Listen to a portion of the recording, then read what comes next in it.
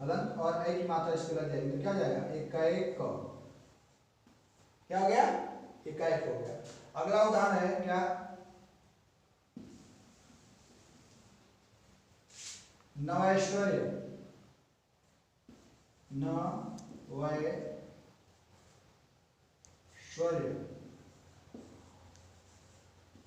तो क्या हो जाएगा नव धन ऐश्वर्य तो क्या हो जाएगा नवैश्वर्य पहला और ये क्या है दूसरा है। वो नव शब्द में आप देख रहे हैं बोलने पे अ की ध्वनि आ रही है तो अंतिम वर्ण क्या इसका होगा अ होगा। और ऐश्वर्य शब्द में ऐश्वर्य शब्द का प्रथम वर्ण क्या है ऐ है तो अ और ऐ जब मिलेंगे तो क्या बनेगा ऐ ही होगा। क्या होगा ऐ ही होगा जिसकी मात्रा ऐसे होती है। क्या जाएगा नवैश्वर्य क्या हो गया नवैश्वर्य। अगला उदाहरण देता हूं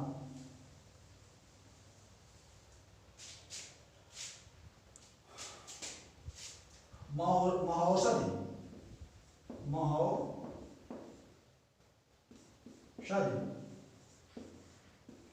विशेष करेंगे तो क्या होगा महा धन औषधि।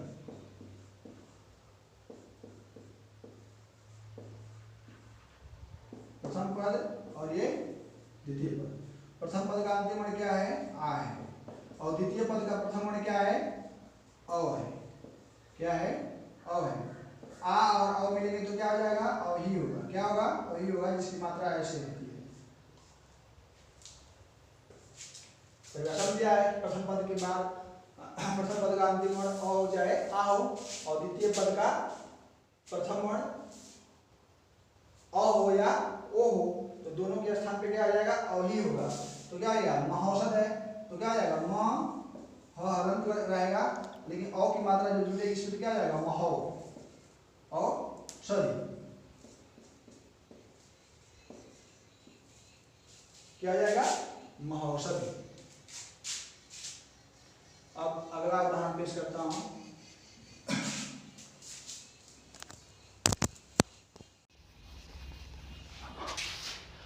वृद्धि स्वर संधि खत्म हो गया। अब अगला है यण स्वर संधि। यण स्वर संधि यण स्वर संधि। यह स्वर संधि की परिभाषा होती है यदि ह्रस्वई दीर्घई ह्रस्वऊ दीर्घऊ तथा री के बाद कोई भिन्न स्वर आए तो क्रमशः क्या हो जाएगा यदि ह्रस्वई या दीर्घई अर्थात यदि प्रथम पद का अंतिम वर्ण क्या हो ह्रस्वई हो या दीर्घई हो और द्वितीय पद का प्रथम वर्ण कोई भिन्न स्वर हो तो उसके स्थान पे क्या हो जाएगा यह हल हो जाएगा। और यदि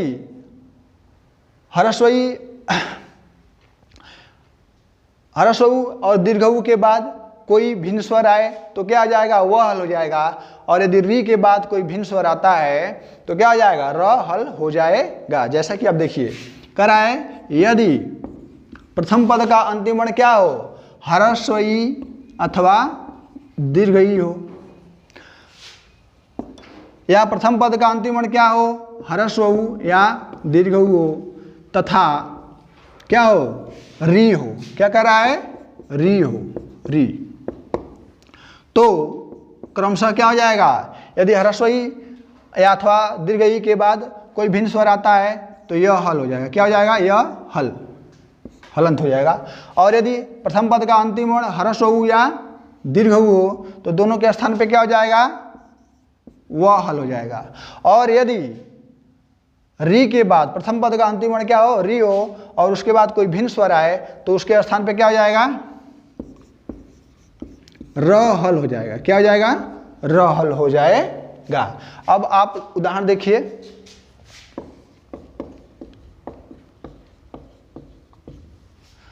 उदाहरण देखिए जैसे देता है अत्युष्म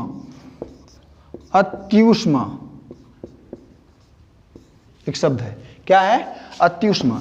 तो क्या होगा, अगर इसका संधि विच्छेद किया जाए तो अत्युष्म शब्द का संधि विच्छेद क्या होता है, अति धन उष्म, अति धन उष्म, क्या हो जाएगा, अति धन उष्म, अत्युष्म। पहला पद क्या है, अति, दूसरा क्या है, उष्म। पहले पद का अंतिम वर्ण क्या होगा,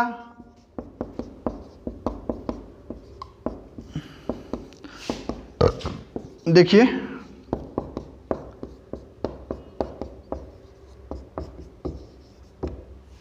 प्रथम पद का अंतिम वर्ण क्या होगा, ह्रस्वई, और द्वितीय पद का प्रथम वर्ण क्या होगा, दीर्घ ऊ।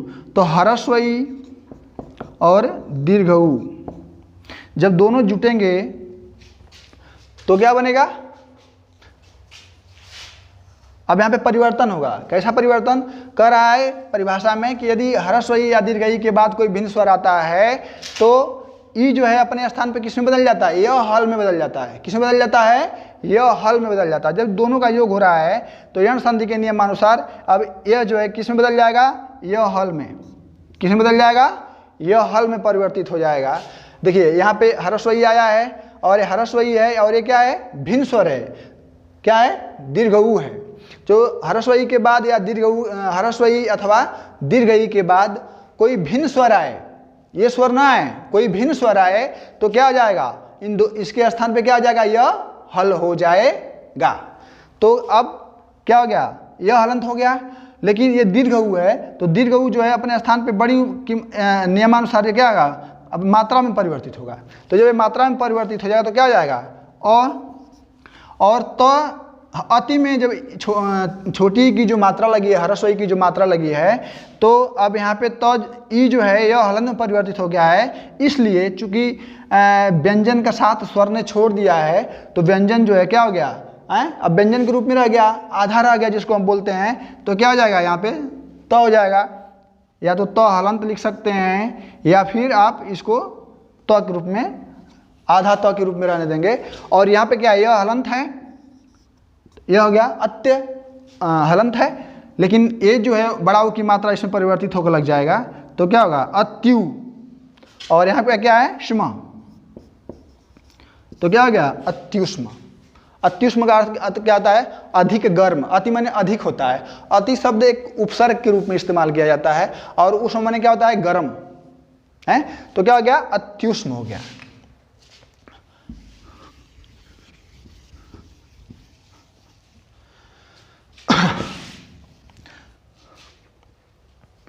अत्याचार शब्द आता है, अत्याचार, अत्याचार, तो क्या हो जाएगा, अति धन आचार।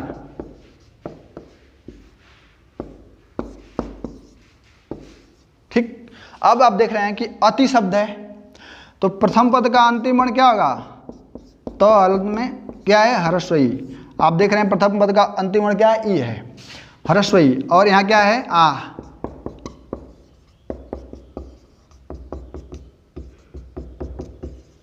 ठीक, आप देखिए प्रथम पद का अंतिम वर्ण ई है और द्वितीय पद का प्रथम वर्ण क्या है, आ है। परिभाषा में क्या कह रहा है कि यदि ह्रस्वई या दीर्घई के बाद कोई भिन्न स्वर आता है तो उसके स्थान पे क्या हो जाएगा, यह हल हो जाएगा। क्या कर रहा है, यह हल हो जाएगा। तो आप देखते हैं कि प्रथम पद का अंतिम वर्ण अति शब्द में प्रथम पद का अंतिम वर्ण क्या है, अति। अति शब्द का जब आप उच्चारण कर रहे हैं तो ई ध्वनि आ रही है, क्या आ रही है, ई की ध्वनि आ रही है। तो आप देख रहे हैं अति शब्द का अंतिम वर्ण क्या होगा, ह्रस्व ई होगा। और आचार, तो आचार शब्द का प्रथम वर्ण क्या है, आ है। तो आप देख रहे हैं कि ह्रस्व ई के बाद क्या आ गया, आ गया। इसलिए ई जो है किस में परिवर्तित हो जाएगा, क्या गया है, आ गया है। तो ई किस में परिवर्तित हो जाएगा, यह हल में परिवर्तित होगा। किस में परिवर्तित होगा, यह हल में। और यहाँ पे आ है तो ये मात्रा के स्वरूप में रहेगा। तो क्या हो जाएगा, ती का साथ ई ने छोड़ दिया। ती शब्द में ती जो है, ती में ह्रस्वई की मात्रा है तो ह्रस्वई की मात्रा जो है तो से अलग हो गई है, तो इसलिए तो आधा हो गया है। और यह ई जो है अलग होकर के क्या बन गया है, यह हलंत हो गया है। तो यहाँ क्या हो गया अत, और यहाँ पे आ की मात्रा जब लगेगी तो क्या हो जाएगा अत्या, और यहाँ क्या हो जाएगा चार, तो क्या हो जाएगा अत्याचार।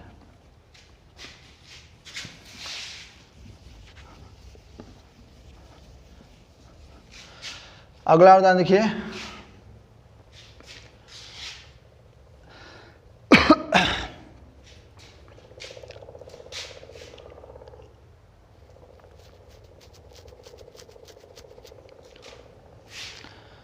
अब उदाहरण क्या है, उ है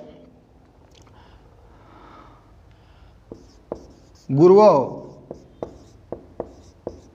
दार्य शब्द आता है, क्या आता है गुरुओ दार्य, तो क्या होगा गुरु, ये छोटा रू में र में उ की मात्रा लगी है, हर्ष उ की मात्रा लगी हुई है, और यहाँ क्या है औदार्य शब्द है, औदार्य। आप देख रहे हैं प्रथम पद का अंतिम वर्ण क्या है, प्रथम पद का अंतिम वर्ण क्या है हर्ष उ है, ग हलंत हर्ष उ, र हलंत हर्ष उ, इसलिए प्रथम पद का अंतिम वर्ण क्या हो गया हर्ष उ हो गया, और द्वितीय पद का प्रथम वर्ण क्या है औ है।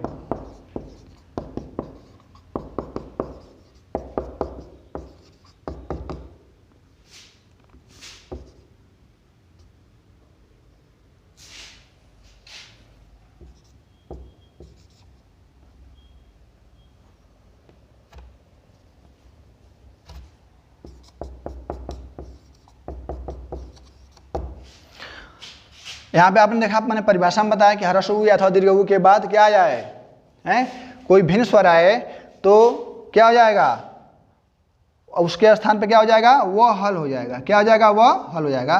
तो प्रथम पद का अंतिम वर्ण क्या है हर्ष उ है, द्वितीय पद का प्रथम वर्ण क्या है औ है, आपने देख लिया। तो कह रहा है कि हर्ष उ अथवा दीर्घ उ के बाद कोई भिन्न स्वर आए, आप देख रहे हैं कि हर्ष उ है, इसके बाद एक स्वर आया है और जो इससे भिन्न है, तो उ का क्या हो जाएगा वह हलंत हो जाएगा, क्या हो जाएगा वह हलंत हो जाएगा, वह हलंत हो जाएगा। तो क्या हो गया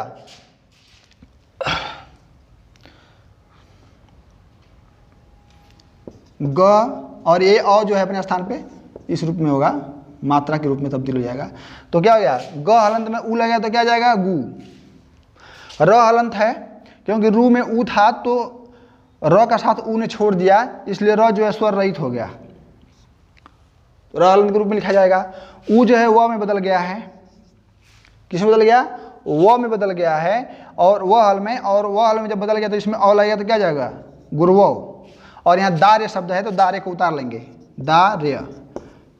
अब देखिए मैंने बताया देवर्षि शब्द का, जब मैंने उदाहरण दिया था गुण स्वर संधि में, तो बताया था कि र चार तरीके से लिखा जाता है, कितने तरीके से लिखा जाता है चार तरीके से, और चारों र की अलग अलग विशेषता होती है।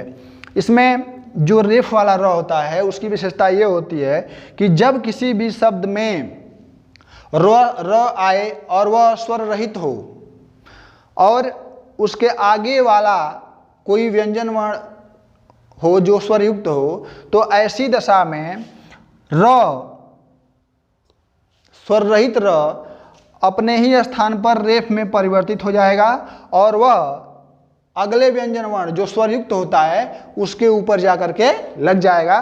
तो इसमें आप देख रहे हैं कि गु है, गु के बाद र आया है लेकिन जो स्वर रहित है, और उसके बाद वह है, वह पर औ की मात्रा है, और वह जो क्या है स्वर युक्त है, इसलिए यह र जो है रेफ में परिवर्तित होगा, और रेफ में परिवर्तित होकर के वह के ऊपर लग जाएगा। तो क्या हो जाएगा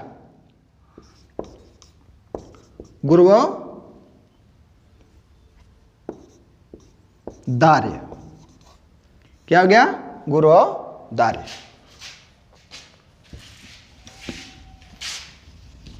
अगला उदाहरण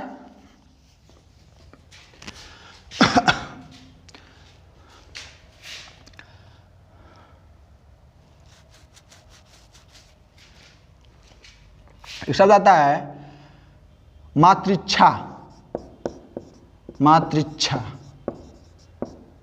तो क्या होगा संधि विच्छेद करेंगे तो मातृ धन इच्छा, क्या हो जाएगा मातृधन इच्छा। प्रथम पद का अंतिम वर्ण क्या होगा?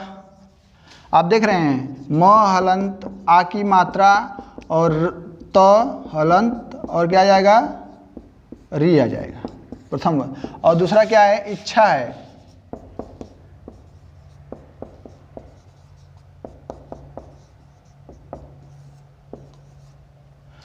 ठीक, आप देख रहे हैं तो में री की मात्रा थी, तो जब अलग किया जाएगा तो री बन जाएगा, तोड़ा जाएगा तो री स्वर में परिवर्तित हो जाएगा। यहाँ तो मात्रा के रूप में था, तो यहाँ क्या है? मातृ शब्द का अंतिम वर्ण क्या हो गया? री है। और द्वितीय पद का जो इच्छा शब्द है, द्वितीय पद इच्छा शब्द है और इसका प्रथम वर्ण क्या है? ई है। तो परिभाषा में कह रहा है कि यदि ह्रस्व यदि री के बाद कोई भिन्न स्वर आता है तो री का क्या हो जाएगा? र हल हो जाएगा। क्या हो जाएगा? र हल, अर्थात र हलंत हो जाएगा। तो री के बाद कोई भिन्न स्वर आता है तो री जो है र हलंत में परिवर्तित हो जाता है। तो आप देख रहे हैं री के बाद कौन सा भिन्न स्वर आया है? ह्रस्व ई आया है। तो इसलिए री, ये जो क्या है? री है और यहाँ पे ई है। री के बाद क्या आ गया है? ह्रस्व ई आया है। तो इसलिए री जो है अपने स्थान पे किस में बदल जाएगा? र हल में बदल जाएगा, बदल गया। और र हल में ये परिवर्तित हो चुका है, इसलिए जब हम इसको लिखेंगे तो क्या हो जाएगा? म हलंत में आ, तो माँ हो गया। और यहाँ पे क्या है? तो हल है, क्योंकि इसमें री ने जो है त्रि में री तो का साथ छोड़ दिया है और र हल में परिवर्तित हो गया है, इसलिए तो आधा हो गया, तो हलंत हो गया। इसको ऐसे भी लिखा जा सकता है, ऐसे हो गया। और यहाँ पे क्या है? र हल है, तो र हल है, तो र हल अब इसमें क्या हो जाएगा? तिर्यक र के रूप में परिवर्तित हो जाएगा। किस में हो जाएगा? तिर्यक र, जो ऐसे लिखा जाता है। मैंने आप लोगों को बताया था कि र 4 तरीके से लिखा जाता है। देखिए र, और एक तिरछी लकीर का र लिखा जाता है, उसी र का इस्तेमाल यहाँ पे होगा। और यहाँ क्या है? र हलंत है। आप यहाँ पे देख रहे हैं कि र हलंत है, तो भी हलंत है। और अब क्या होगा? ऐसी दशा में अब क्या होता है कि जब किसी भी, ध्यान से सुनिएगा, कि जब किसी भी शब्द में र के पूर्व वाला र स्वर युक्त हो, जब किसी भी शब्द में र स्वर युक्त हो और उसके पूर्व वाला वर्ण स्वर रहित हो, तो व्यंजन वर्ण स्वर रहित हो, तो ऐसी दशा में र जो है अपने स्थान पे तिरछी लकीर के रूप में परिवर्तित होगा। और तिरछी लकीर के रूप में परिवर्तित होने के बाद वह पूर्व वाले व्यंजन वर्ण के साथ लग जाता है, तो क्या हो जाएगा? अब यहाँ देखिए, ये क्या है? शब्द है। अब हम पूरा लिख दे रहे हैं। यहाँ मातृ हो गया और ई जुड़ जाएगा, यहाँ पे र में ई जुड़ जाएगा, तो क्या हो जाएगा? मातृ, ऐसे। और यहाँ क्या है? छा। आप देख रहे हैं, आप ध्यान से जरा देखिए, यहाँ पे क्या है? मातृच्छा। मातृच्छा शब्द में तो क्या है? आधा है, और उसके बाद क्या गया है? र आया है, और यह र, इस र में ई स्वर लगा हुआ है, ई की मात्रा लगी हुई है। तो अब क्या कहेंगे? कहता है परिभाषा में कि यदि किसी शब्द में र स्वर युक्त हो और उसके पूर्व वाला व्यंजन वर्ण स्वर रहित हो, तो ऐसी दशा में र तिरछी लकीर के रूप में परिवर्तित हो जाता है, तिर्यक र के रूप में परिवर्तित होकर के, और पूर्व वाले, अपने पूर्व वाले स्वर रहित व्यंजन वर्ण में के साथ लग जाता है। तो अब यहाँ देखिए, री है, री स्वर युक्त है, मातृच्छा शब्द है, मातृच्छा शब्द में तो र स्वर युक्त है और उसके पूर्व में क्या है? व्यंजन आया है, तो जो स्वर रहित है, तो ऐसी दशा में र जो है इसमें बदल जाएगा, तो क्या हो जाएगा? माँ, और ये र जो है तो में लग जाएगा और इसमें जुड़ जाएगा मातृच्छा। क्या हो गया? मातृच्छा।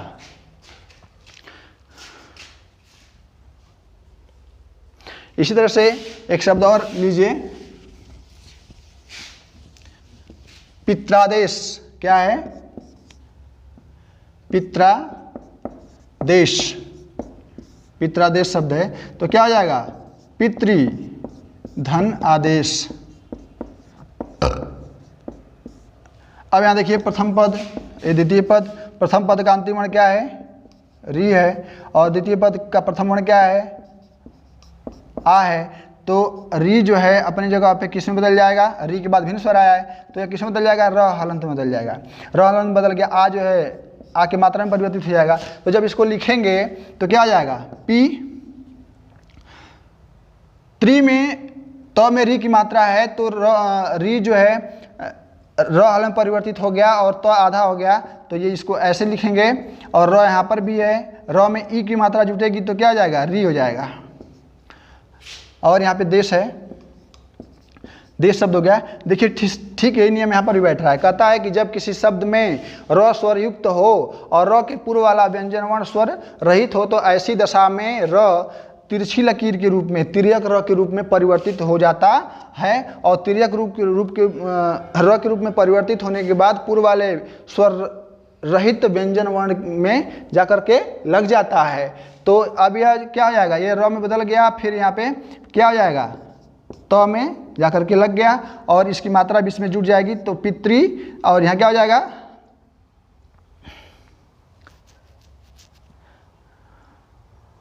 सॉरी गलत हो गया, यहाँ पे आ है तो आ में बदल गया है तो क्या हो जाएगा, पित्रादेश है, तो पित्रादेश है तो ये आ की मात्रा यहाँ लग जाएगी तो क्या हो जाएगा, पित्रादेश हो जाएगा। जैसे एक बार फिर से और देख लीजिए, जैसे क्या है, पी और तो हलंत है क्योंकि त्री में री ने तो का साथ छोड़ दिया है। और यहाँ पे क्या गया, र हलंत यहाँ पर भी है, आ की मात्रा इसमें जुट जाएगी तो क्या हो जाएगा, पितरा है। और यहाँ पे क्या हो जाएगा, देश। तो कहता है कि जब किसी शब्द में र स्वर युक्त हो और उसके पूर्व वाला व्यंजन वर्ण स्वर रहित हो तो ऐसी दशा में र तिर्यक र के रूप में परिवर्तित होकर के पूर्व वाले व्यंजन वर्ण के साथ लग जाता है। तो ऐसी दशा में क्या होगा, देखिए यहाँ पे रा आया है, रा जो क्या है स्वरयुक्त है और तो आधा है, तो इसमें क्या होगा, र जो है तिर्यक रूप में परिवर्तित होकर के इसमें लग जाएगा तो क्या हो जाएगा, पितृ हो गया। और आ की मात्रा इसमें जुड़ जाएगा, पित्रा, और देश यहाँ पे हो जाएगा तो क्या हो गया, पित्रा देश हो गया।